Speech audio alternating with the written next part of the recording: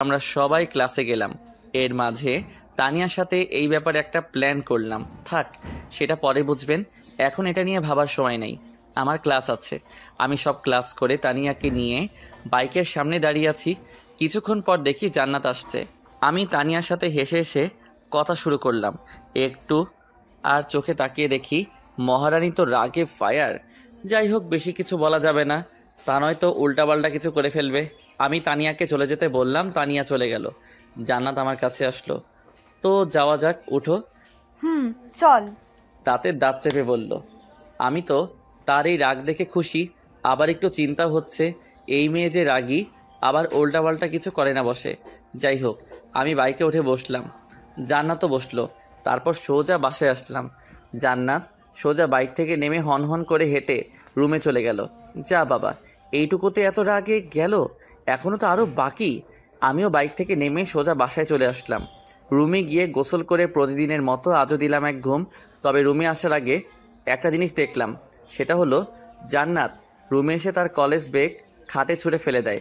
তারপর কিছুক্ষণ খাটে বসে থেকে রাগটা কন্ট্রোল করে চেষ্টা করে, তারপর ওয়াশরুমে চলে যায়। যাই হোক, প্রতিদিনের মতো আজও বিকেলে ঘুম থেকে উঠে চলে গেলাম বন্ধুদের সাথে আড্ডা দিতে। রাত প্রায় 9টায় বাসায় আসলাম। বাসায় ঢুকতেই, কি করছিস তুই? আমি আবার কি করলাম? তাহলে জান্নাত মামুনি কলেজ থেকে এসে এমন রাগ করলো কেন? আমি কি জানি? তুই জানিস না? না। ঠিক আছে, আমি যেন পরে কিছু না শুনি। ওকে। যা, তোর আব্বু আর জান্নাত মামুনিকে ডেকে আন, আমি খাবার দিচ্ছি। আব্বুকে ডাকবো? আচ্ছা ঠিক আছে। আগেই বলছি আমি আব্বুকে একটু ভয় পাই। আমি নিচে থেকে আমার রুমে এসে ফ্রেশ হয়ে আব্বুর রুমে গেলাম। আব্বু আসবো? আব্বু কাজ করছিল। আয়। আমি রুমের ভিতরে গেলাম। কিছু বলবি? আম্মু ডাকছে। কেন? খেতে ডাকছে। ও, তুই যা, আমি আসছি। আমি রুম থেকে বেরিয়ে জান্নাতের রুমে গেলাম। দেখি মহারানী শুয়ে শুয়ে ফোন টিপছে। আসবো?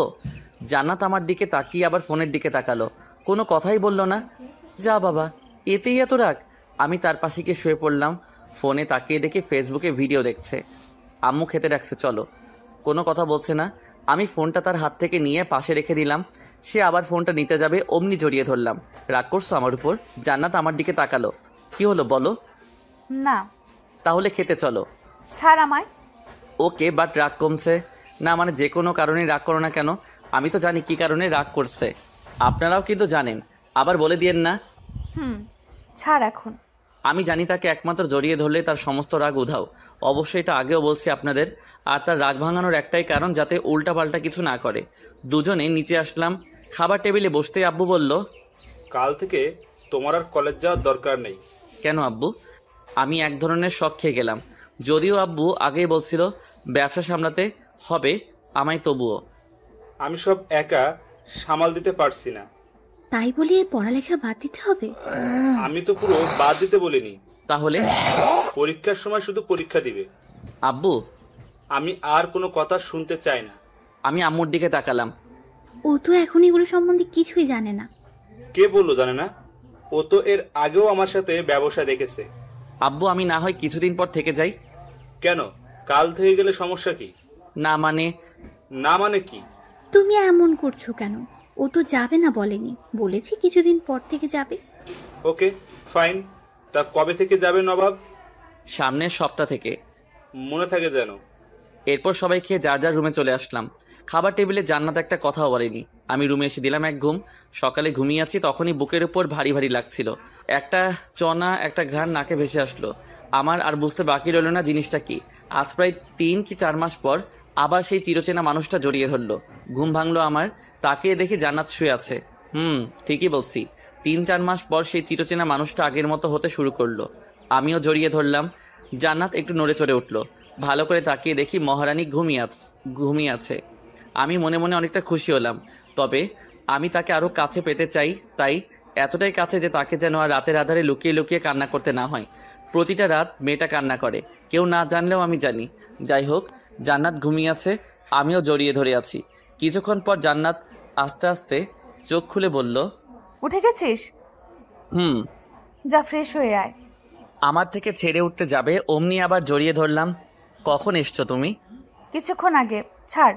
ছাড়বো, বাট আজ আবার কি মনে করে? এতদিন পর আমার রুমে? কেন আসতে পারি না বুঝি? তা না, মানে এতদিন তো আসোনি তাই জিজ্ঞেস করলাম। ও ছাড়। আমি তাকে ছেড়ে দিলাম। ছাড়া পেয়ে জান্নাত উঠে রুম থেকে বেরিয়ে যেতে যেতে বলল, তাড়াতাড়ি ফ্রেশ হয়ে আয়, অনেক লেট হয়ে গেছে, কলেজে যেতে হবে। আমি কিছুক্ষণ তার যাওয়ার পথের দিকে তাকিয়েছিলাম। ফোনে টাইম দেখে তারপর মুখে একটা হাসি দিয়ে মাথা ঝাঁকাতে ঝাঁকাতে টাওয়েল নিয়ে ওয়াশরুমে ঢুকে গেলাম। আমার গায়ে গেঞ্জি ছিল, বুকের উপর গেঞ্জিতে হাত দিয়ে দেখি ভেজা।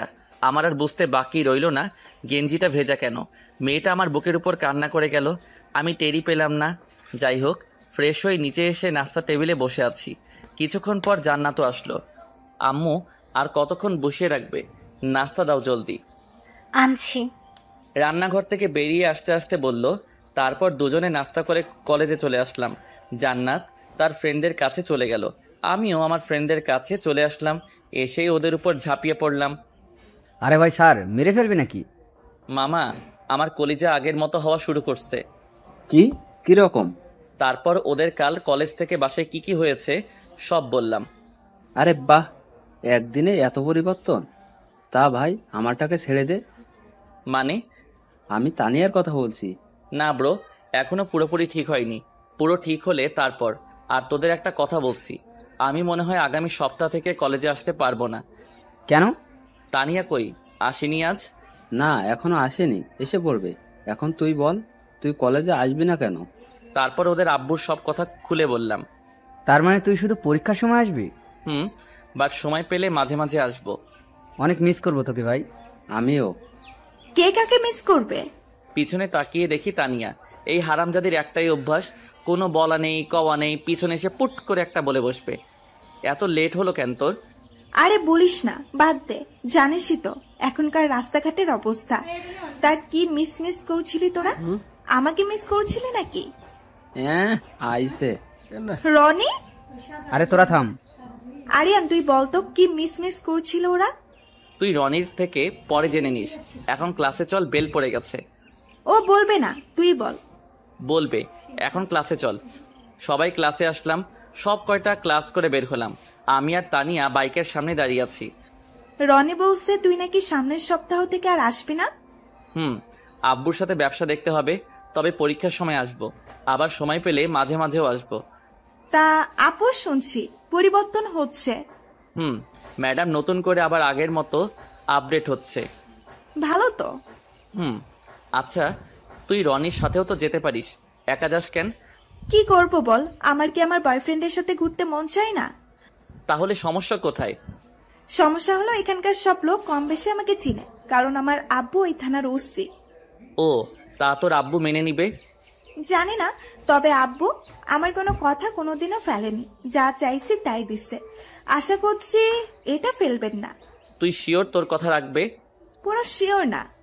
আমার কথা বলছি। হঠাৎ আমার চোখ একদিকে গেল, দেখি জান্নাত দুহাত বুকের উপর ভাঁজ করে আমাদের থেকে কিছু দূর দাঁড়িয়ে আছে। তানিয়া ম্যাডাম এসে দাঁড়িয়ে আছে, এখন চলে যা। ম্যাম কেন এখানে এসে দাঁড়িয়ে থাকবে? আমি ওই ম্যামের কথা বলছি না। তাহলে? পিছনে তাকিয়ে দেখ। তানিয়া পিছনে তাকিয়ে জান্নাতকে দেখে আর এক সেকেন্ডের জন্য দাঁড়িয়ে না থেকে চলে গেল। আমিও বাইকে উঠে বসলাম, তাকিয়ে দেখি মহারানী ওখানেই দাঁড়িয়ে আছে। কি আর করার, বাইক নিয়ে তার কাছে গেলাম। উঠো। কোনো কথা না বলে উঠে বসলো। সেম আগের দিনের মতো আজও হলো। বাসার সামনে বাইক দাঁড় করাতেই জান্নাত বাইক থেকে নেমে সোজা রুমে চলে গেল। আমিও বাইক পার্ক করে বাসায় ঢুকলাম। আশেপাশে তাকিয়ে সোজা রুমে চলে আসলাম ফ্রেশ হয়ে। খেতে যাব এমন সময় মাথায় আসলো জান্নাতকে একবার দেখে আসি। যেই ভাবা সেই কাজ, তার রুমের সামনে গিয়ে দেখি দরজা খোলা। ভিতরে তাকিয়ে দেখি শুয়ে আছে। আমি আর কিছু না বলে নিচে খেতে আসলাম। তারপর আম্মু খাবার দিল, আমি খেয়ে রুমে এসে দিলাম ঘুম। রীতিমতো আজও বিকেলে ঘুম থেকে উঠে আড্ডাখানায় গেলাম। আমাদের কলেজে দেখা না হলেও এখানে তো দেখা হবে। আরে বেটা, কাজের চাপে সময়ই পাবো না। দেখি, এর আগেও দেখলি না এমন হলো। তাহলে তোর সাথে আর আড্ডা দেওয়া হবে না। হবে না বলছি না, সময় পেলে অবশ্যই আসবো। এভাবেই আমরা অনেক সময় ধরে আড্ডা দিলাম। তারপর ঘুরতে ফিরতে রাত হয়ে যায়। বাসায় এসে কলিং বেল চাপতেই আম্মু দরজা খুলে দিল। আম্মু, আব্বু আসছে। আমি আর কোনো কথা না বলে রুমে আসলাম। ফ্রেশ হয়ে নিচে গিয়ে সোফায় বসলাম। টিভি অন করে মুভি দেখছি। এরই মাঝে জান্নাতের কথা ভুলেই গেছি। হঠাৎ মনে পড়তেই আম্মুর কাছে গেলাম।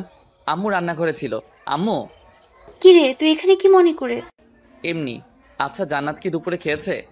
না, খাইনি। আমি অনেকবার বলেছি, তাও বলে খাবে না। জান্নাত মামুনি নাকি খিদে নেই, সে নাকি বন্ধুদের সাথে খেয়ে এসেছে। কি? আমি তো জানি ও কলেজ ছুটির পর সোজা আমার কাছে আসছে। বন্ধুদের সাথে খেলো কখন? বুঝছি। আচ্ছা আম্মু, তুমি থাকো, আমি নিয়ে আসছি। আমি সোজা জান্নাতের রুমে গেলাম। গিয়ে দেখি জান্নাত ঘুমাচ্ছে। আমি তার পাশে শুয়ে কপালে একটা চুমু দিলাম আর মাথায় হাত বোলাতে বোলাতে মনে মনে বলছি, কেন এত কষ্ট করছো সিনিয়র ম্যাম? বলে দিলেই তো পারো আমাকে ভালোবাসো, আর কাউকে না বিয়ে করলে আমাকেই করবে। বললে কি এমন হবে? তুমি যে আমার সিনিয়র তাই তো তোমার মুখ থেকে শুনতে চাই সিনিয়র বউ। আর বেশি দেরি না করে বলে দাও, নিজেও কষ্ট পেও না, আমাকেও কষ্ট দিও না প্লিজ সিনিয়র বউ। মনে মনে কথাগুলো বলে আনমনে জান্নাতকে জড়িয়ে ধরলাম। কিন্তু মহারানীর কোনো হুঁশ নেই, ঘুমের অতল গভীরে ভাসছে উনি। তারপর আস্তে করে তার গলায় একটা কিস করলাম। তারপর তার গায়ের সেই মিষ্টি ঘ্রাণটা নিতে লাগলাম। দূর, ভালো লাগছে না। কেউ না খেয়ে কী করে ঘুমাতে পারে?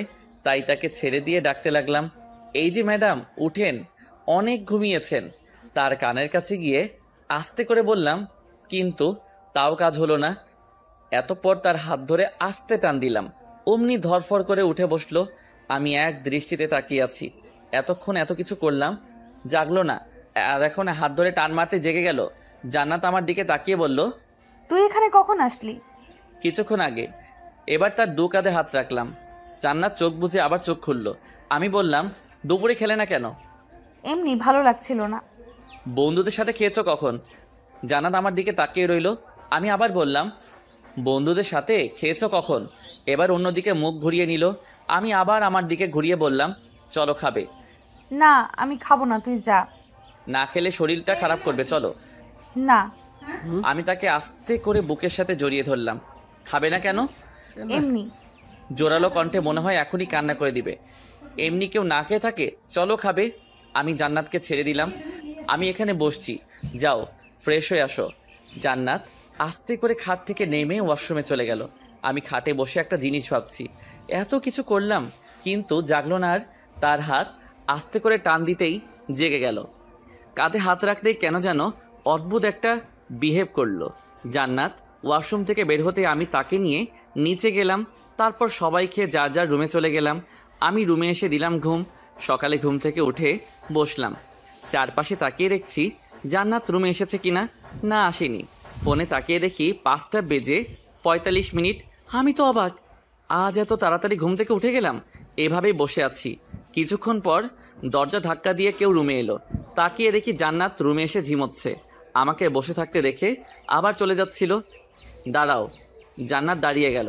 আমি খাট থেকে নেমে তার কাছে গেলাম, দু কাঁধে হাত রেখে বললাম, চলে যাচ্ছ কেন? এমনি। চলো। কোথায়? ঘুমাবে। না, থাক। আমি কোনো কথা না বলে জান্নাতকে কোলে তুলে নিলাম। জান্নাত শুধু হাবলার মতো তাকিয়ে আছে। খাটে বসিয়ে আমি আবার শুয়ে পড়লাম। তারপর জান্নাতকে টান দিয়ে বুকের উপর জড়িয়ে ধরলাম। তারপর তার মাথায় হাত বুলাতে বুলাতে বললাম, ঘুমাও। হুম। রাতে ঘুমাওনি? হুম। তাহলে এত সকালে ঘুম থেকে উঠলে কি করে তুমি? হুম। কি হুম? হুম। আবার আমি জান্নাতের মাথাটা ধরে আমার দিকে ঘোরালাম। দেখি মহারানী ঘুমিয়ে গেছে। আমাকে এখন একটা জিনিস ভাবাচ্ছে, জান্নাত কি রাতে ঘুমায়নি? তাকিয়ে দেখি তার চোখ মুখ ফোলা ফোলা। আমার আর বুঝতে বাকি রইল না। হঠাৎ আমার চোখ তার ঠোঁটের দিকে গেল। গোলাপি রাঙার ঠোঁট দুটো, অপলকে তাকিয়ে আছি তার ঠোঁটের দিকে। কেন জানি আজ তার ঠোঁটের পরশ পেতে ইচ্ছে হলো। আমি আমার ঠোঁট দুটো তার ঠোঁটে রাখলাম। আস্তে করে একটা চুমুক দিয়ে আবার সরে আসলাম। জান্নাত খানিকটা কেঁপে উঠল। না, এর বেশি কিছু ভাবা যাবে না, তাহলে উল্টাপাল্টা কিছু হয়ে যেতে পারে। আমি তার মাথাটাকে জড়িয়ে ধরে আবার ঘুমিয়ে পড়লাম। আম্মুর ডাকে ঘুম ভাঙল। আরিয়ান, আমি চোখ খুলে দেখি আম্মু দাঁড়িয়ে আছে। ওঠ, অনেক বেলা হয়েছে, কলেজে যাবি না? আস্তে আম্মু, ও জেগে যাবে তো। জেগে যাক, ও কলেজে যাবে না? আমি জান্নাতকে একপাশে শুইয়ে দিলাম। তারপর উঠে আম্মু হাত ধরে রুম থেকে বেরিয়ে বললাম, না, ও আজ কলেজে যাবে না, আমিও যাব না। কেন?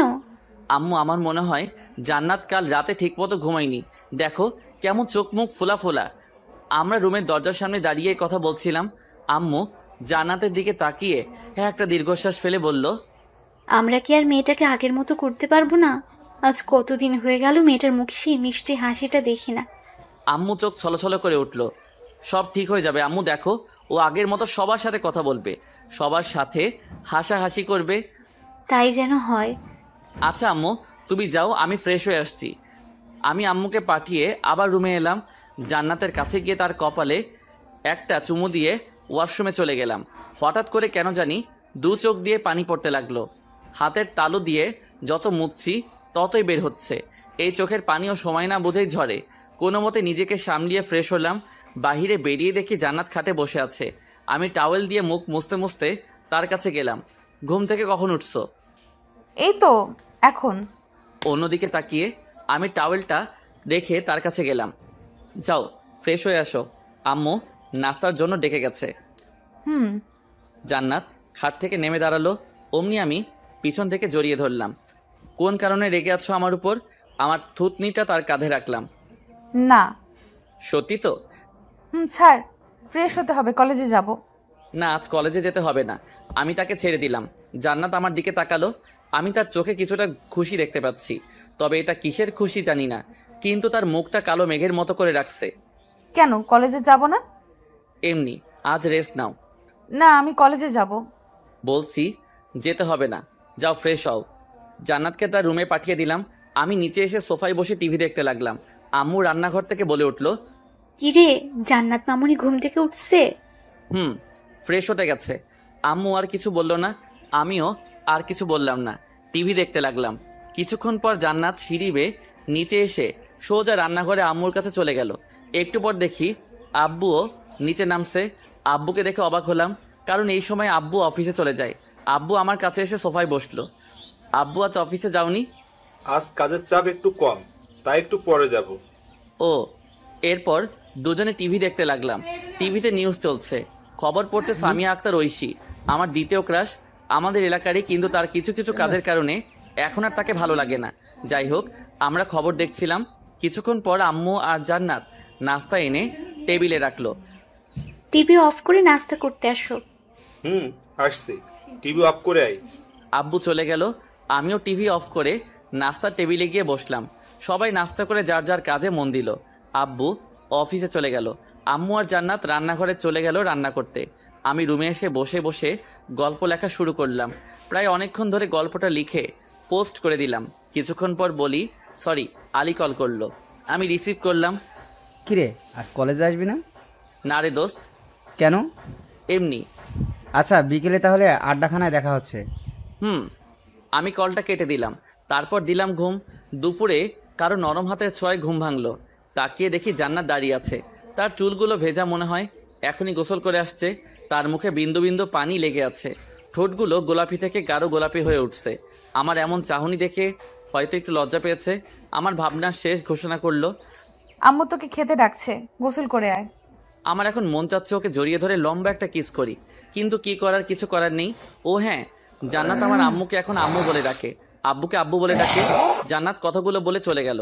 আমিও গোসল করে নিচে গিয়ে খেয়ে রুমে এসে ফোনটা নিয়ে চলে গেলাম ঘুরতে। বিকেলে আড্ডাখানায় গেলাম। বাহ, আজ তানিয়াও আছে দেখছি। তা কি খবর তোদের? ভালো। তোর কি খবর? কিছু ভালো, কিছু খারাপ। মানে? কিছু না।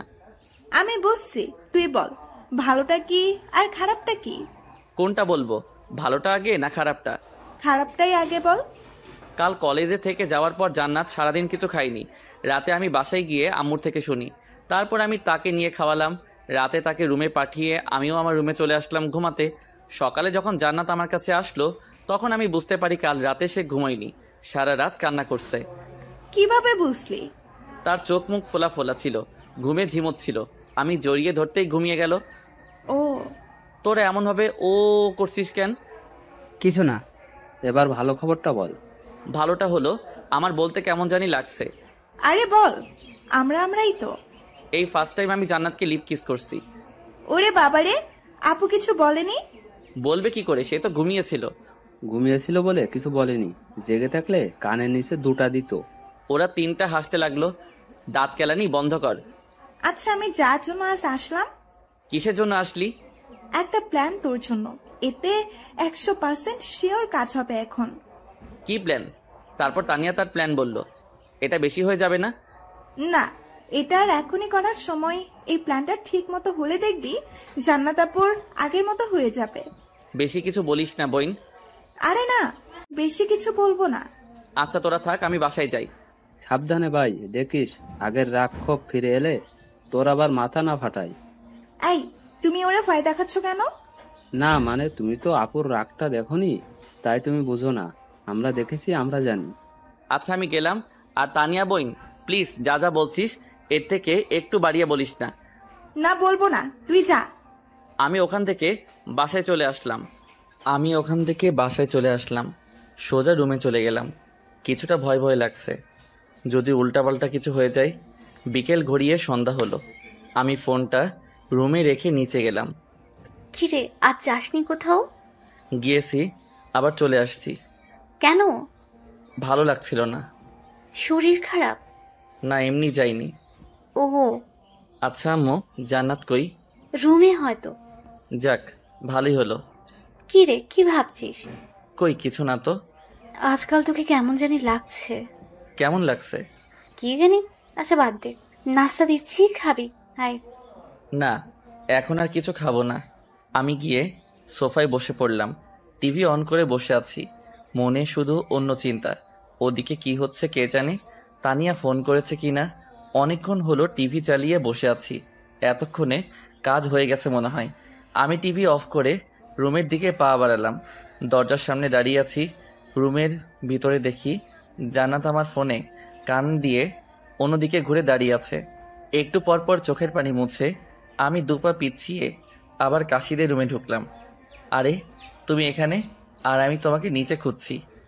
জান্নাত চমকে গিয়ে আমার দিকে তাকালো। আমি তো তার দিকে তাকিয়ে পুরাই থ হয়ে গেলাম। তার চোখ মুখ রাগে লাল হয়ে আছে, আর চোখ দিয়ে পানি শুধু অনবরত ঝরেই যাচ্ছে। আমাকে আর কিছু বলতে না দিয়ে ফোনটাকে ফ্লোরে আছাড় মারলো। তারপর চোখের পানি মুছতে মুছতে দৌড়ে তার রুমে চলে গেল। আমি শুধু দাঁড়িয়ে আছি। কিছুক্ষণ পর হুঁশ আসতেই ফোনের দিকে তাকালাম।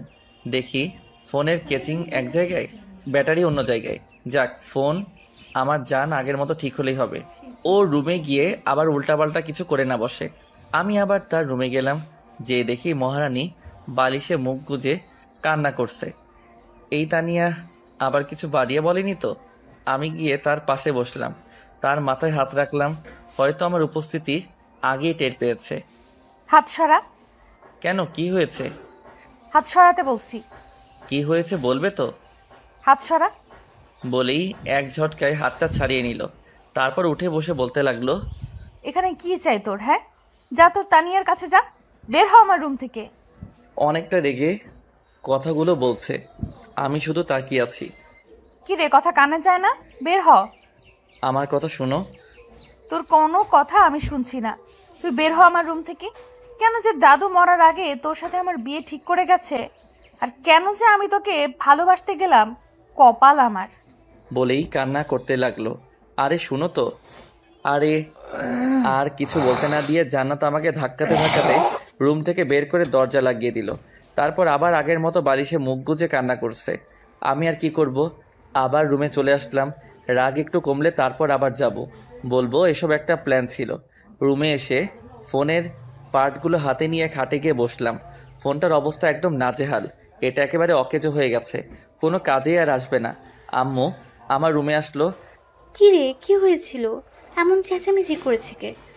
আয় হায়, এখন আম্মুকে কি বলি? আসলে আম্মু, আমি নিচে থেকে আসার সময় পা পিছলে পড়ে যাই, তখন চেঁচিয়ে উঠি। তখন হয়তো তুমি শুনছো। কোথায় পড়লি? ব্যথা পেয়েছিস? এই, তোর হাতে মোবাইলের এই অবস্থা কেন? এই রে, সারছে কাম না পাইছি। ওই যে পরে গেছিলাম না, তখন হাত থেকে পড়ে এই অবস্থা হয়। তাই বলে এরকম অবস্থা? দেখে তো মনে হয় কেউ আছাড় মেরেছে। এই রে, আম্মু ধরে ফেললো নাকি? আরে না, কি আছাড় মারবে, পরেই এই অবস্থা হয়েছে। আচ্ছা তুই থাক, আমি গেলাম, কাজ আছে। আম্মু চলে গেল। আমি বসে আছি ফোনের দিকে তাকিয়ে। এখন খুব জানতে ইচ্ছে করছে তানিয়া কি বলল জান্নাতকে। না, এখানে বসে কাজ নেই, জান্নাতের খেয়াল রাখতে হবে। যেই রাগিবে আবার উল্টাপাল্টা কিছু করে বসতে পারে। তবে এখন আমি অনেক খুশি, মাইজান ইজ ব্যাক আর আমাকে ভালোবাসে। কিন্তু কি করে খেয়াল রাখবো দরজা তো বন্ধ। তখনই মনে পড়ল বাহিরে জানালাতে রুমের বরাবর একটা আম গাছ আছে, ওটাতে উঠে দেখব, জানলা দিয়ে দেখব সে কি করে। যেই ভাবা সেই কাজ। চলে গেলাম বাহিরে, সাথে 5টা সেন্টার ফ্রেশ, মনে হয় চুইংগাম। উঠে গেলাম গাছে, একটা ডালে বসে বসে চুইংগাম চাবাচ্ছি আর তাকে দেখছি। ঠোঁটের কোণে হাসি। দেখি মহারানী শুয়ে শুয়ে কান্না করছে আর কি যেন বক বক করছে। মনে হয় আমার 14 গোষ্ঠী উদ্ধার করছে। করুক, তারও 14 গোষ্ঠী, এটাই নিজের গোষ্ঠী নিজে উদ্ধার করছে। এইভাবে কিছু সময় চলে গেল। এক সময় দেখি জান্নাত ঘুমিয়ে পড়ছে। আমিও গাছ থেকে নেমে আবার রুমে আসলাম। রাত 10টা বাজছে। আম্মু গেল জান্নাতকে ডাকতে খাওয়ার জন্য। কিছুক্ষণ পর আম্মু আর জান্নাত নিচে আসলো। আমি আর আব্বু খাবার টেবিলে বসে আছি। জান্নাত আসার পর তার দিকে আর চোখে তাকিয়ে দেখি সে আমার দিকে তাকিয়ে আছে, চোখে মুখে রাগের ছাপ। আমি আবার চোখ ফিরিয়ে নিলাম। খাবার খেয়ে যার যার রুমে চলে আসলাম। রাত 1টা বেজে 19 মিনিট। আমি ঘুমিয়ে আছি। হঠাৎ কিছু ভাঙার আওয়াজ কানে এলো। ধরফড়িয়ে উঠে বসলাম। বাড়িতে চোর ঢুকলো নাকি? আশেপাশে তাকিয়ে আস্তে করে উঠে দরজার কাছে গেলাম। দরজা ফাঁক করে বেরিয়ে দেখি আব্বু আম্মু জান্নাতের রুমের সামনে দাঁড়িয়ে কি যেন করছে। আমি তাদের কাছে গেলাম। কি হয়েছে আব্বু? আমরাও বুঝছি না কি হয়েছে। মেয়েটার ঘর থেকে ভাঙচুরের শব্দ আসছে। এই রে, এই রাত বিরাতে কি শুরু করলো এই মেয়ে? তখনই আবার একটা বিকট আওয়াজ। ও আম্মা গো, কি চলছে ভিতরে? জান্নাত মামুনি, দরজা খোল, কি হয়েছে তোর? আম্মু দরজা থাপড়াতে থাপড়াতে বলল। আব্বু ডাকতে লাগলো, কিন্তু কোনো সারা শব্দ নেই, শুধু ভাঙাচোরার আওয়াজ আসছে। আমি আর দাঁড়িয়ে না থেকে সোজা চলে গেলাম বাহিরে। আম গাছে উঠে রুমের ভিতরে কি করছে দেখার চেষ্টা করছি। দেখি জান্নাতের হাতে একটা রড, ওটা দিয়ে পুরো রুম তছনছ করে ফেলছে আর কান্না করছে। আম গাছ থেকে নেমে আবার জান্নাতের রুমের সামনে আসলাম। আব্বু আম্মু তোমরা যাও, আমি দেখছি। তুই কি করে দেখবি? দরজা তো বন্ধ। তোমরা যাও তো। তুই কিছু করেছিস মেয়েটার সাথে? আমি আবার কি করব? আমার তো তোকে সন্দেহ হচ্ছে। কিসের সন্দেহ? আম্মু কিছুটা রাগীভাবে আমার দিকে তাকালো, তারপর রুমে চলে গেল। আব্বু তুমি যাও, আমি দেখছি। ভয় পাবেন না, আমাকে মারেননি। রুম থেকে আরেকটা আওয়াজ বেরোইছে। কি যে হলো মেয়েটার? বলে আব্বু চলে গেল। জান্নাত দরজা খোলো। দরজা ধাক্কাচ্ছি।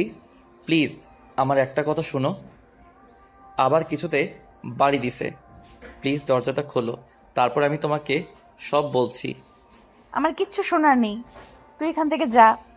প্লিজ একটিবার দরজাটা খোলো। তোকে যেতে বলছি না? দেখো, ওইসব তুমি যা শুনছো সব মিথ্যা। তানিয়া আর আমি প্ল্যান করে তোমাকে রাগিয়েছি। সব সত্যি। প্লিজ তুমি থামো, আমি বলছি তো সব মিথ্যা। ওকে, তুমি প্রমাণ চাও তাই তো? হ্যাঁ। ঠিক আছে, আমি আসছি। তুমি আর একটা বাড়িও দিও না কিছুতে। ঠাস ঠাস। প্লিজ। আর দাঁড়িয়ে না থেকে চলে গেলাম আব্বু আম্মুর রুমে। কি রে, কি হয়েছে? দরজা খুলছে?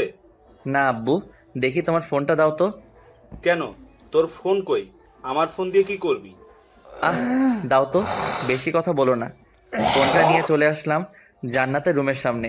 এসে বসলাম। তানিয়ার নাম্বার মুখস্থ নাই, তাই রনির নাম্বারে কল দিলাম। রিং হতেই আছে কিন্তু ধরছে না। কিছুক্ষণ ট্রাই করার পর ধরলো। হ্যালো রনি। হ্যালো, কে?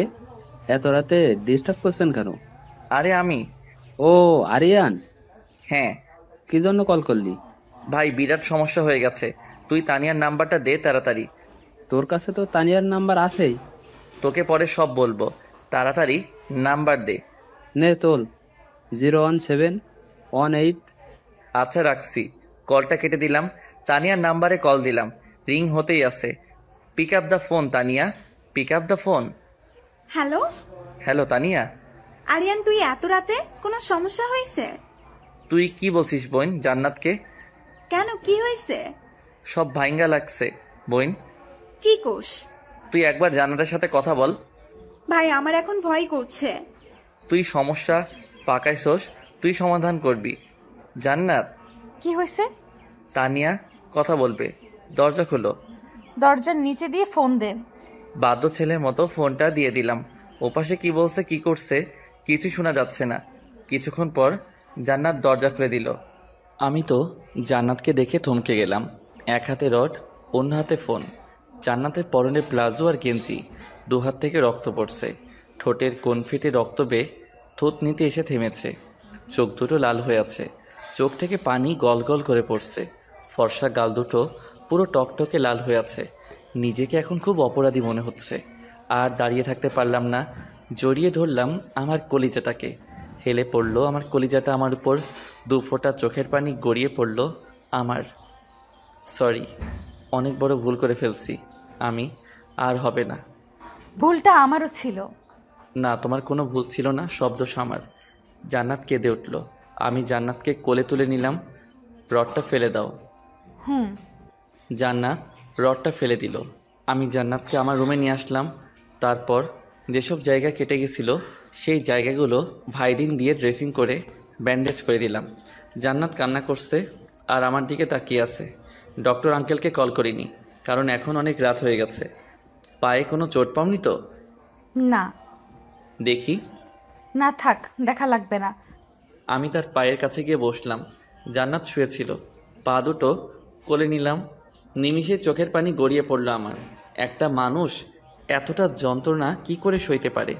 একটা পায়ের তালু কেটে গেছে, অন্যটাই এক টুকরো কাজ দেখা যাচ্ছে। আমি জান্নাতের দিকে তাকালাম, দেখি অন্যদিকে মুখ ঘুরিয়ে মুখে হাত দিয়ে কান্না করছে।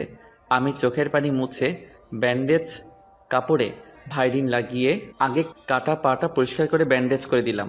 তারপর কাপা কাপা হাতে কাচের টুকরোটা ধরতে যাব, অমনি জান্নাত পাটা সরিয়ে নিল, ধড়ফড়িয়ে উঠে বসলো। আমি জান্নাতের দিকে তাকালাম।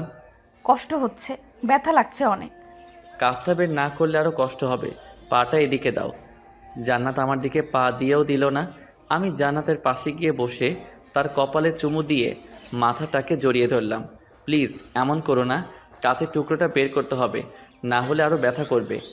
আমি দেখতে পারছি না। ওকে, তুমি চোখটা বন্ধ করো। জান্নাতকে ছেড়ে দিয়ে আবার তার পাটাকে আমার হাঁটুর উপর রাখলাম। জান্নাত চোখ বুজে নিল। আমি কাচের টুকরোটা ধরে জোরে একটা টান দিয়ে বের করে ফেললাম। অমনি জান্নাত একটা চিৎকার দিয়ে আমাকে জড়িয়ে ধরলো। কি করছো কি? পাটা এদিকে দাও, রক্ত পড়ছে তো। পড়ুক, আরো পড়ুক, বেশি করে পড়ুক। ফুপিয়ে ফুপিয়ে বলছে। আমি জান্নাতকে ছাড়িয়ে আবার তার পাটা টেনে ধরলাম। জান্নাত ছাড়ানোর চেষ্টা করছে আর ব্যথায় চিৎকার করছে। জান্নাতের চেঁচামেচিতে আব্বু আম্মু আমার রুমে আসলো।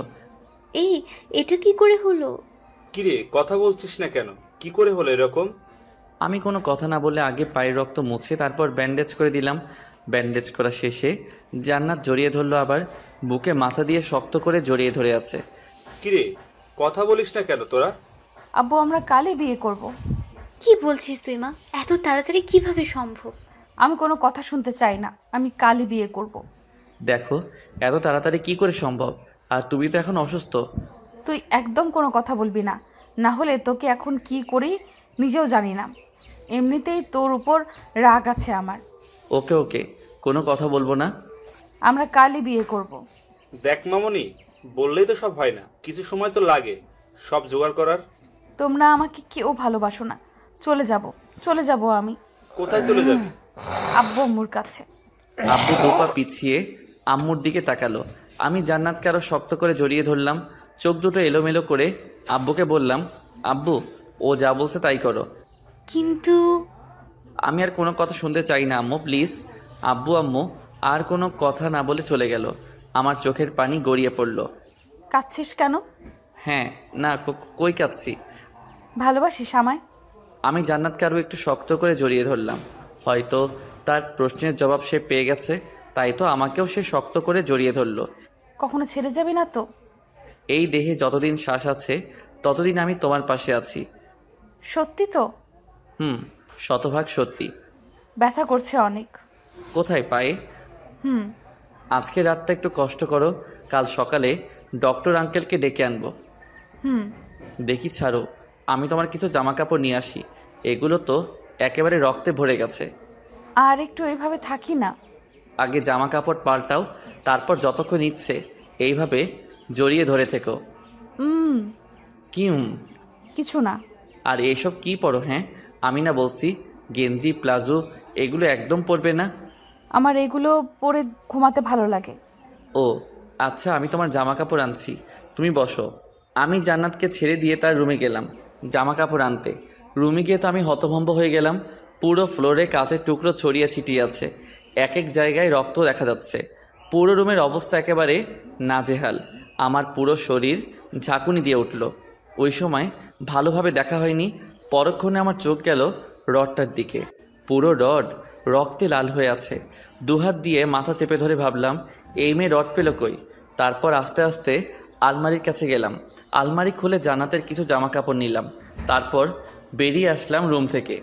আমার রুমে এসে দেখি জান্নাত বসে বসে আব্বুর ফোনে কী যেন করছে। তার পাশে গিয়ে বসলাম। কি করছো? ও তুই তুই আব্বুর ফোন আনছিস কেন? তোর ফোন কই? সন্ধ্যার সময় যে ফোনটা ভেঙে ফেলছিলাম মনে নাই? ভেঙে ফেলেছিলাম বুঝি। নাও চেঞ্জ করো, আমি বাইরে যাই। জামা কাপড়গুলো দিয়ে আমি উঠে দাঁড়ালাম। কি করে চেঞ্জ করব? ওয়াশরুমে যেতে পারবো না তো, আর আমি তো এখন দাঁড়াতেও পারছি না।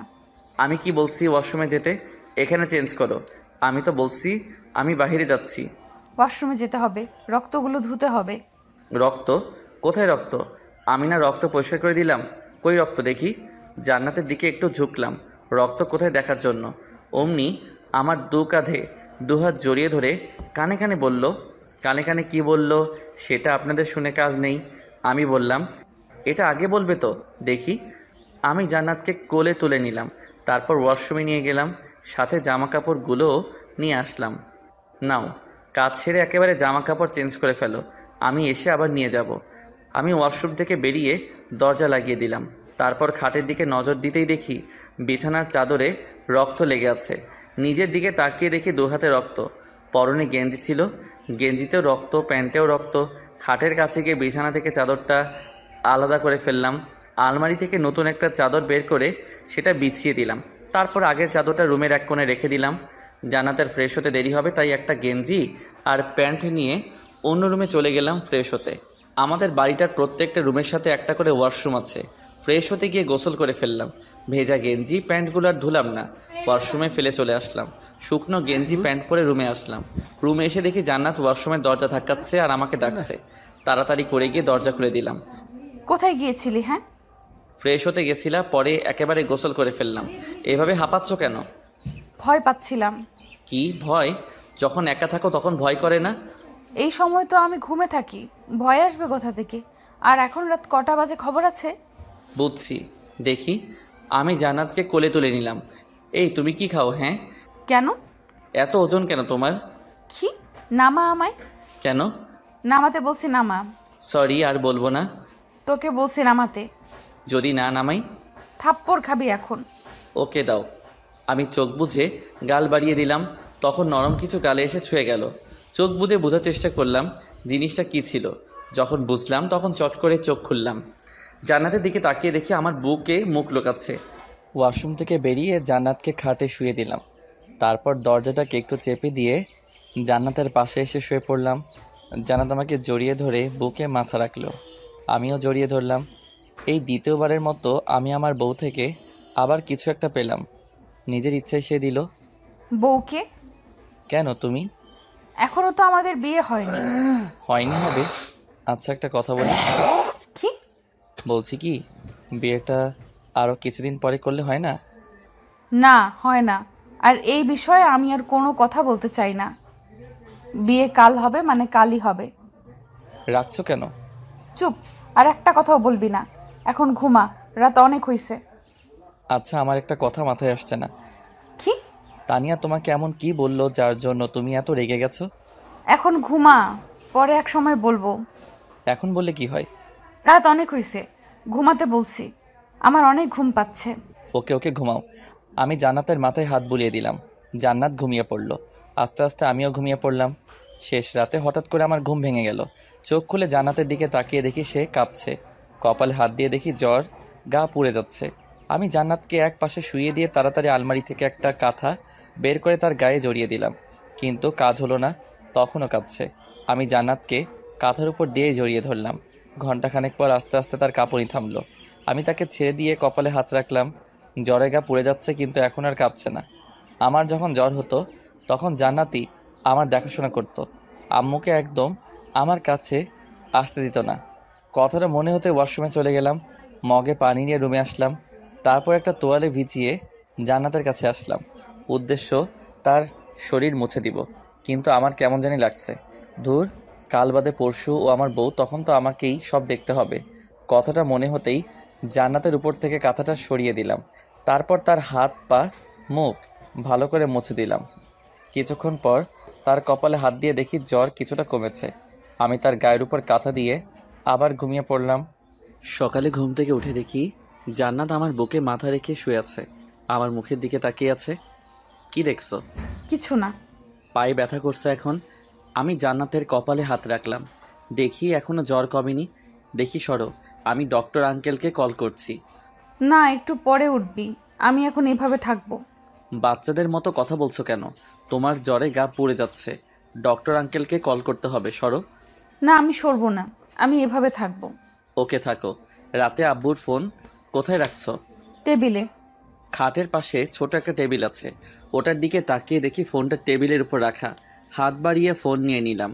ডক্টর আঙ্কেলের নাম্বারে কল দিলাম, রিসিভও করলো। আমি সালাম দিলাম, আঙ্কেল সালামের উত্তর দিল। কেমন আছেন আঙ্কেল?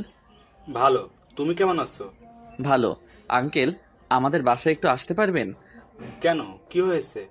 কার কোনো সমস্যা? আঙ্কেল। আচ্ছা, আমি একটু পর আসছি।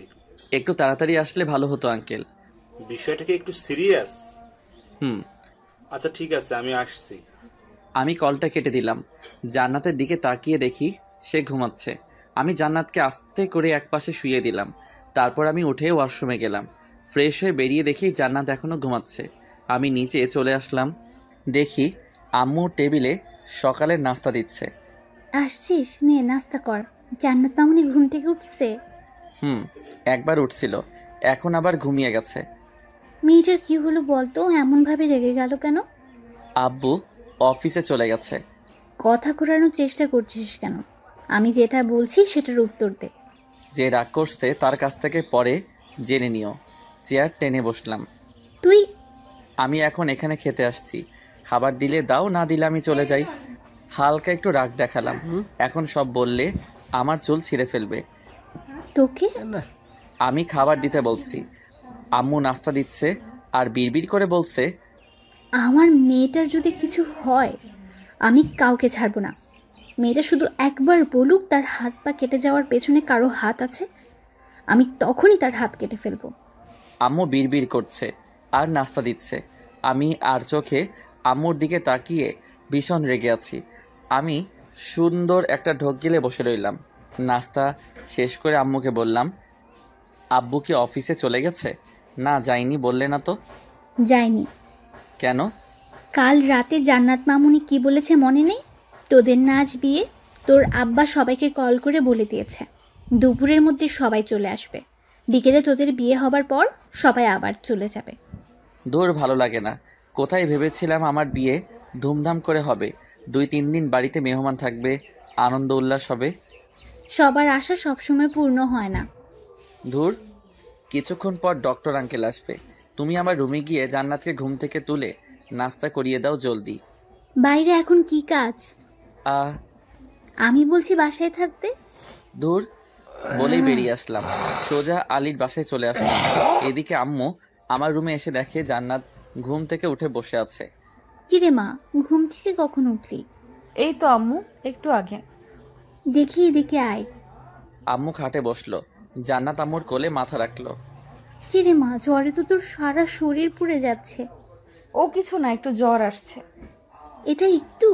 পুরো গা জ্বরে পুড়ে যাচ্ছে আর তুই বলছিস এটা একটু? দাঁড়া, আমি ভাইজানকে এখনই কল করছি যাতে তাড়াতাড়ি আসে। আরিয়ান কল করছে তো? কল করেছে। ও তোর এমন জ্বর দেখেও বাসা থেকে চলে গেল। দাঁড়া, আজ বাসায় আসুক, দেখাবো এই জোহরা বেগম কি জিনিস। আচ্ছা আমাকে একটা কথা বলতো, কি? কাল হঠাৎ করে তুই এমন রেগে গেলি কেন? আমি?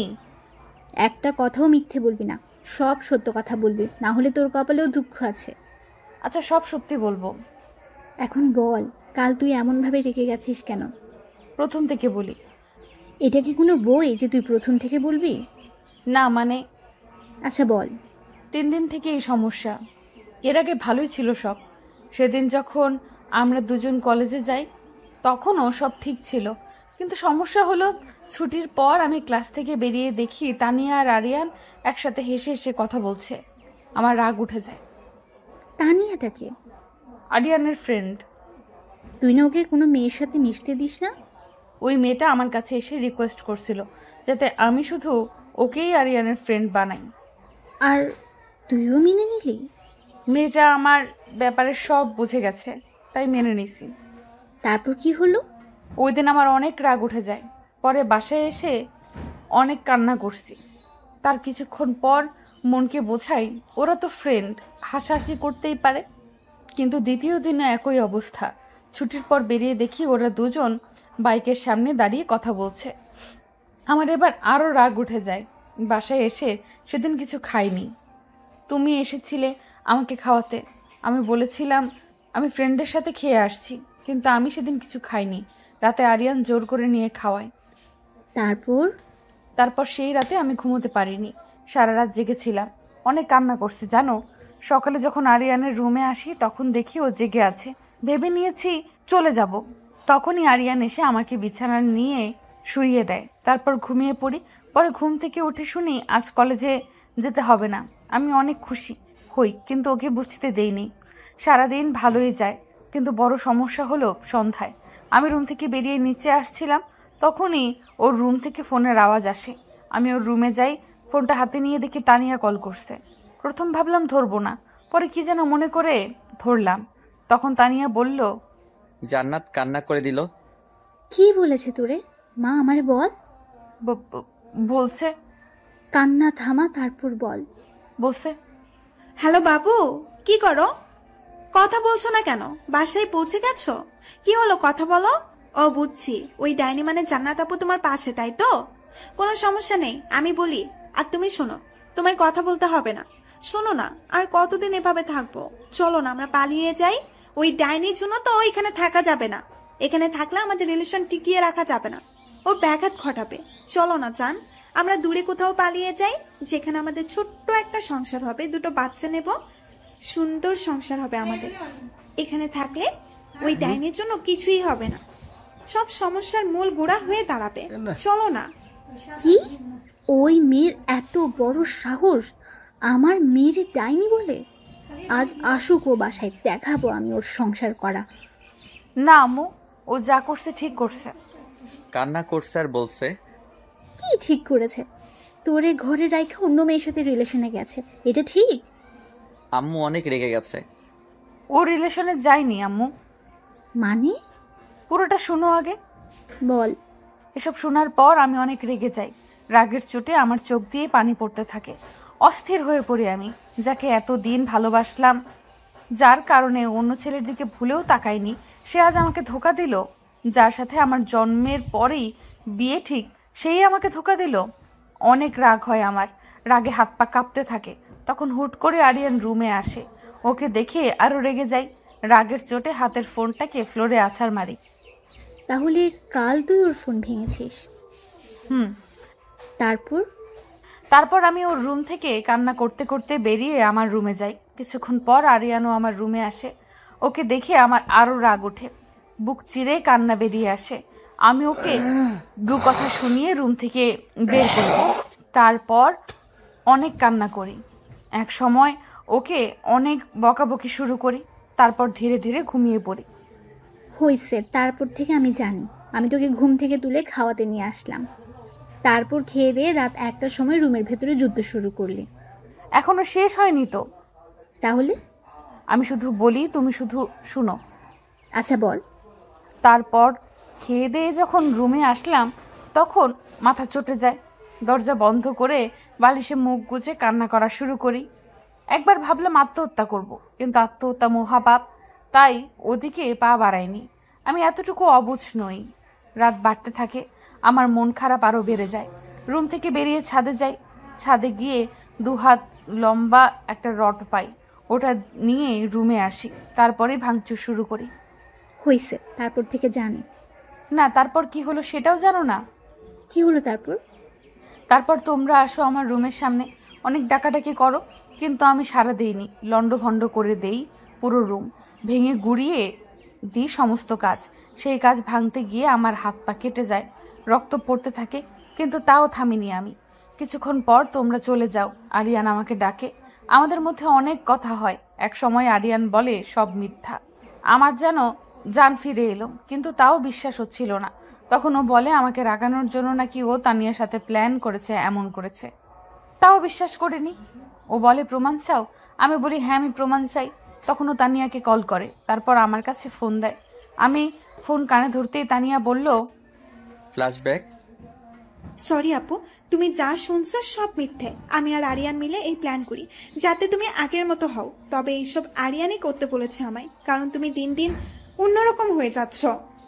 আরিয়ানকে সময় দাও না, ঠিক মতো কথা বলো না। ও যা বলে তুমি নাকি হ্যাঁ না হ্যাঁ বলো, এগুলো বলো। এর বেশি নাকি তুমি কোনো কথা বলো না। তখন আরিয়ান আমাকে এসব করতে বলে। প্রথমে আমি ওকে বোঝাই, কিন্তু ও শোনে না। ও বলে তোমার আগের দিনগুলো অনেক মিস করছে, তোমাকে আগের মতো করে পেতে চাই, আগের মতো ওকে মারবে, বকবে, কেয়ার করবে, আদেশ করবে, এইসব বলে। জানো আপু, ও আমাদের সাথে তোমার জন্য কান্না পর্যন্ত করেছে। তখন আমার অনেক খারাপ লাগে, তাই এই কাজ করতে রাজি হই। ও তোমার জন্য পাগল আপু। ওর অন্তরে আর কেউ নেই, শুধু তুমি আপু, আর কেউ নেই। আর আমি তোমাকে কথা দিয়েছি, তোমার জিনিস তোমার থাকবে। আমি কথা দিয়ে বিশ্বাসঘাতকতা করি না আপু, সেরকম মেয়ে আমি নই। আর আমারও একজন আছে আরিয়ানের সাথে এই প্ল্যানে রাজি হওয়াতে। সে কি রাগ আমার উপর? শেষে একটা কথাই বলবো, যা শুনছো যা দেখছো সব মিথ্যা, একটাও সত্যি না। বর্তমান জান্নাত কান্না করছে আর আম্মু তার মাথায় হাত বুলাচ্ছে। হইছে, আর কান্না করতে হবে না। এখন ওঠ, ফ্রেশ হবি। ওয়াশরুমে যেতে পারবো না তো, পায়ে অনেক ব্যথা করছে। তোর ডাক্তার আঙ্কেল এখনই চলে আসবে। আম্মু, হুম, আরিয়ান কই গেছে? জানি না। আজ হারামজাদা বাসায় আসুক, তারপর দেখা যাবে। আসতে পারি? আম্মু আর জান্নাত কথা বলছিল, ঠিক তখনই ডক্টর আঙ্কেল আসেন। আরে ভাইজান আসেন। আঙ্কেল রুমে এসে খাটের এক কোণে বসলো। তা এই সব কি করে হলো? মানে এখন উঠে বস। জান্নাত আম্মুর কোল থেকে উঠে বসলো। ডক্টর আঙ্কেল জান্নাতের হাতের ব্যান্ডেজগুলো খুলে ড্রেসিং করে দিলেন। তারপর পায়ে ব্যান্ডেজ খুলে ড্রেসিং করছেন। জান্নাত চিৎকার দিয়ে আম্মুকে জড়িয়ে ধরলো। এই নড়াচড়া করিস না, না হলে রক্ত বের হবে। আঙ্কেল ড্রেসিং করে ব্যান্ডেজ করে দিলেন। পায়ের তো যাতা অবস্থা করছিস। ঠিক হতে কতদিন সময় লাগবে? এখন ভালো করে ড্রেসিং করে দিয়েছি, ঠিক হয়ে যাবে। এখন ওকে একটা এটিএস ইনজেকশন দিতে হবে। ইনজেকশন? না, আমি ইনজেকশন দেব না। ইনজেকশন দিতে হবে মামনি। না, আমি দেব না। ভয় পাস না, আমি আছি তো। না, আমি ইনজেকশন দেব না। আপনাদের তো আগেই বলছি জান্নাত ইনজেকশন দিতে ভয় পায়, যার কারণে আমিও ওকে ইনজেকশন দিতে দেই না। আম্মু জান্নাতকে আঁকড়ে পৃষ্ঠে জড়িয়ে ধরলো। তারপর চোখের ইশারায় আঙ্কেলকে ইনজেকশন দিতে বলল। আঙ্কেলও আর দেরি করলেন না, তাড়াতাড়ি ইনজেকশন দিয়ে দিলেন। তোমরা কেউ ভালো না, সবাই পচা, সবাই আমারে কষ্ট দেয়। জান্নাত কান্না করছে। আম্মু জান্নাতের কপালে চুমু দিয়ে বলল, আমরা সবাই পচা, শুধু আমাদের মামুনিটাই ভালো।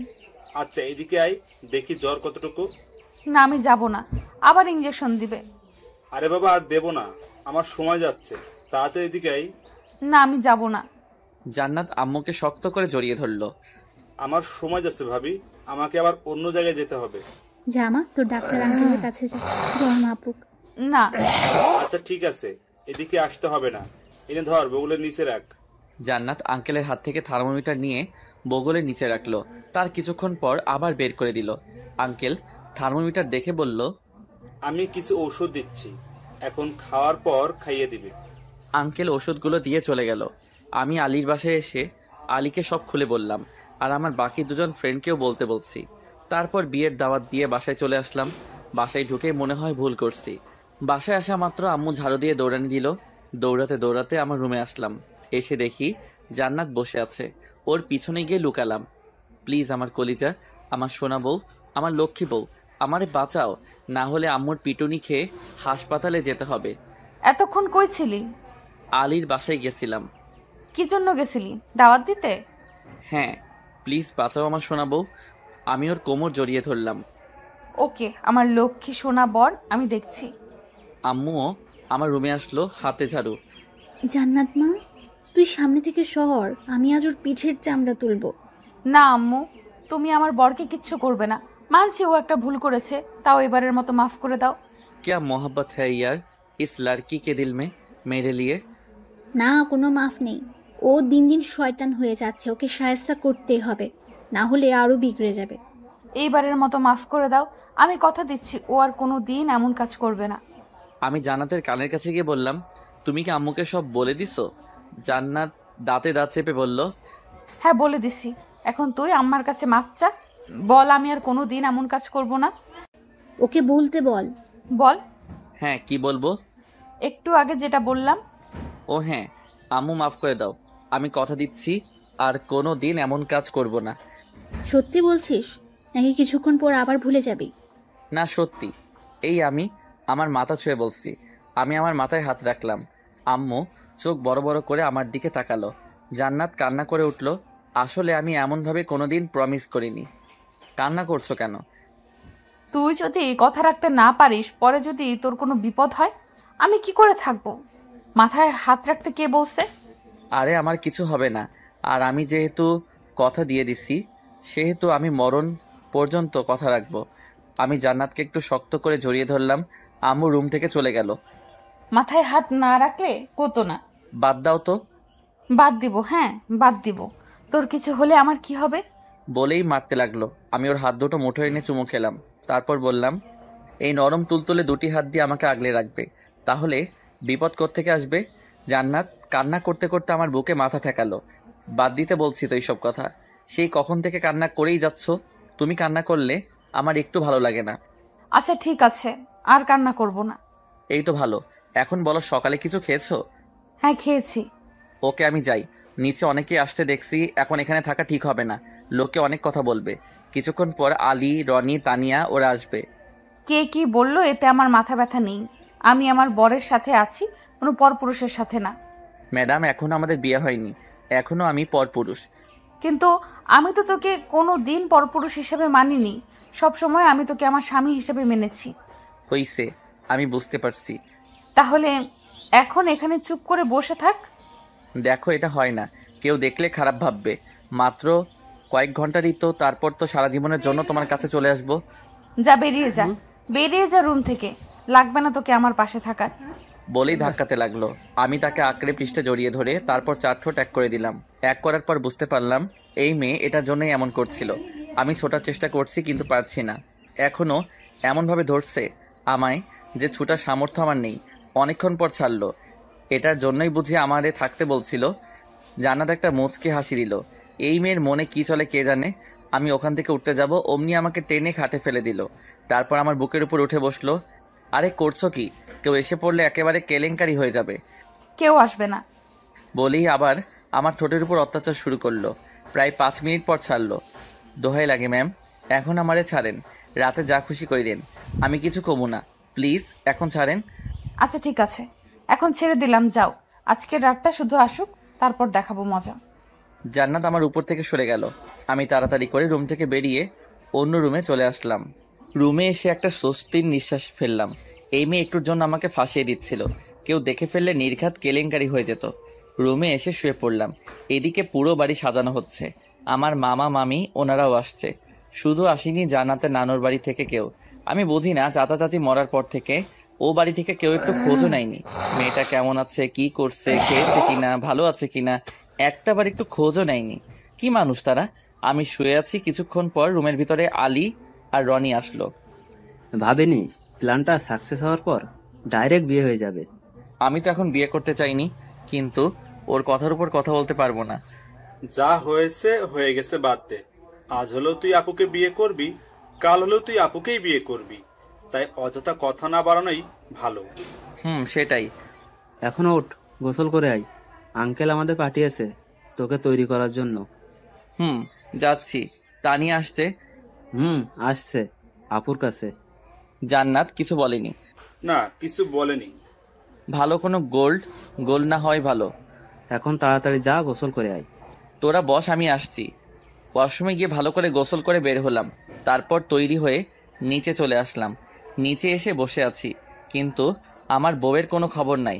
কিছুক্ষণ পর আম্মু আমার কানের কাছে এসে, প্যানর প্যানর শুরু করলো। জান্নাত নাকি আমি না গেলে নিচে আসবে না। অবশ্য ও হাঁটতে তো পারবে না, কোলে করে নিচে নামাতে হবে। সেই নিচে নাকি আমাকেই নামাতে হবে, সে অন্য কারো কোলে উঠবে না। কি আর করার। আবার রুমে এলাম। এসে তো আমার বউয়ের চাঁদ মুখখানা দেখে আমি ফিট হয়ে গেলাম। মুখে হাসি নিয়ে বসে আছে আমার জন্য। যদিও একটু রাগ করে আসছিলাম, কিন্তু এখন সব রাগ হাওয়ার সাথে মিশে গেছে। আমি তার কাছে গেলাম। এমন আদিক্ষেতা দেখাও কেন? হ্যাঁ? হাসি মুখটা মলিন হয়ে গেল। কি? না, কিছু না। একটু আগে তুই কি বললি? মুখটা কাদো কাদো হয়ে গেছে। আরে থামো থামো, আমি বলছি আমার বউটা আমাকে এত ভালোবাসে যে অন্য কারো কোলে সে উঠবে না। আমি শুনছি তুই এটা বলিসনি। তুই বলেছিস এমন আদিক্ষেতা দেখাও কেন? হ্যাঁ, সরি, এই কান ধরছি, আর কখনো বলবো না। কান ধরলাম। শুধু বিয়েটা হোক, তারপর তোকে দেখাবো আদিক্ষেতা কাকে বলে। এখন আমাকে নিয়ে চল। আমি জান্নাতকে কোলে করে নিচে নিয়ে আসলাম। আমাদের দেখে সবাই মুখ টিপে টিপে হাসছে। যাই হোক, বিয়েটা ঠিকঠাকভাবেই হয়ে গেল। আমি জান্নাতকে আবার কোলে করে নিয়ে রুমে বসিয়ে দিলাম। সবাই চলে গেল, শুধু আলী, রনি আর আমার মামা মামি আসছে। রাত 11টা বেজে 10 মিনিট। সবাই অন্য একটা রুমে বসে আড্ডা দিচ্ছি, আমি, আলী, রনি আর মামা। আর কতক্ষণ এখানে বসে থাকবি? যা এবার রুমে যা। মামা, কেমন জানি লাগছে। কেমন লাগছে? আগেও ওর সাথে থাকছি, বাট এখন কেমন জানি লাগছে। এমন লাগবেই, সাহস করে চলে যা। তোমরাও ঘুমিয়ে পড়ো। যাচ্ছি, তুই যা। আলী আর রনি একসাথে বলে উঠল, যা ভাই, আজই তো। মামার দিকে চোখ পড়তে আর কিছু বলল না। আমি মাথা চুলকাতে চুলকাতে বাসা থেকে উঠে রুমের দিকে হাঁটা ধরলাম। রুমের সামনে এসে দেখি দরজা বন্ধ। দরজায় টোকা দিলাম, তখনই গরম একটা শব্দ রুম থেকে বেরিয়ে আসলো। এতক্ষণ যেখানে ছিলিস সেখানে যা, একদম এই রুমের সামনে আসবি না। অনেক রেগে আছে মনে হচ্ছে। সরি, আর দেরি হবে না। না, তুই আজ সারা রাত রুমের বাইরে থাকবি। দেখো, আমার সোনা বউ এমন করে না। এই, একদম ঢং করবি না, চুপচাপ দাঁড়িয়ে থাক। কি আর করার, দাঁড়িয়ে রইলাম। কিছুক্ষণ পর মামা এদিকে আসলো। কিরে, এখানে দাঁড়িয়ে আছিস কেন? রুমের ভিতর যা। না মানে, আমি ছাদে গেছিলাম, এখন আসলাম। তুমি যাও, ঘুমিয়ে পড়ো। আলী, রনি ওরা ঘুমিয়ে গেছে। হ্যাঁ, ওরা ঘুমিয়ে গেছে। আব্বু আম্মু? ওনারাও ঘুমিয়ে গেছে। তুমি ঘুমাতে যাওনি? তুই তো জানিস আমার একটা অভ্যাস আছে, রাতে সিগারেট না খেলে আমার ঘুম আসে না। ও আচ্ছা, তুমি যাও। যাচ্ছি, তুইও যা। মামা চলে গেল, আমি দাঁড়িয়ে রইলাম। আর কতক্ষণ দাঁড়িয়ে রাখবে? যতক্ষণ পর্যন্ত না আমার রাগ কমবে। ওকে। আমি দরজার পাশে বসে পড়লাম। প্রচণ্ড ঘুম পাচ্ছে। হাতের ঘড়ির দিকে তাকিয়ে দেখি 12টা বেজে 20 মিনিট। তাই আবার ডাক দিলাম, প্লিজ দরজা খোলো, আমার অনেক ঘুম পাচ্ছে। ওইখানেই ঘুমা, আজ তোর রুমে জায়গা নেই। ধুর, বলেই চোখ দুটো বুজলাম। অনেক ঘুম পাচ্ছে, তাই পা দুটো মেলে দিয়ে চোখ বুজে বসে রইলাম। 5 মিনিট না যেতেই দরজা খোলার আওয়াজ পেলাম। আমি তাও চোখ বুজে রইলাম। তখন আগন্তুক ব্যক্তিটি বলল, ঘুমিয়ে পড়লো নাকি? ঘুমালে ঘুমাক, আমিও ঘুমাবো। আগন্তুক ব্যক্তিটি ছিল জান্নাত। জান্নাত আমার পায়ের উপর বসে গুটিসুটি মেরে আমার বুকে মাথা রেখে জড়িয়ে ধরল। এভাবে শুলে কি ঘুম হবে? আমি যে ব্যথা পাচ্ছি পায়ে। তুই ঘুমাসনি? না। আমি জান্নাতকে জড়িয়ে ধরলাম। ছাড় আমায়। এখন এলে কি করে? পায় না ব্যথা? হাঁটুতে ভর দিয়ে বসে বসে আসছি। বুদ্ধি আছে তোমার? থাকবে না কেন? আমি কি গাধা নাকি? তা বলতে পারো। কি? কিছু না, রুমে চলো। না, আমি এভাবে থাকবো, আমার ভালো লাগছে। আর আমার যে ব্যথা লাগছে। কোথায়? পায়ে। ব্যথা পেলে আমার কি, আমি এভাবেই থাকবো। আমি কোনো কথা না বলে জান্নাতকে কোলে তুলে নিলাম। রুমে গিয়ে যা ইচ্ছে তাই করো, আমাকে মারো, কাটো, ব্যথা দাও, সব রুমের ভিতরে, এখানে না। আমি জান্নাতকে রুমে নিয়ে এসে খাটে শুইয়ে দিলাম। তারপর দরজা লাগিয়ে খাটে এসে বসলাম। অমনি জড়িয়ে ধরলো। আস্তে ম্যাম, আগে ফ্রেশ হবেন, তারপর বাকি সব। আমি ফ্রেশ হয়ে নিয়েছি। কি করে ফ্রেশ হলে? তুমি তো ওয়াশরুমে যেতে পারবে না, সেটা হাঁটুতে ভর দিয়ে হলেও। আম্মু সাহায্য করেছে ফ্রেশ হতে। ও, এই জন্যই তো দেখি পরনের কাপড় চেঞ্জ। হুম। ওকে, তুমি বসো, আমি ফ্রেশ হয়ে আসছি।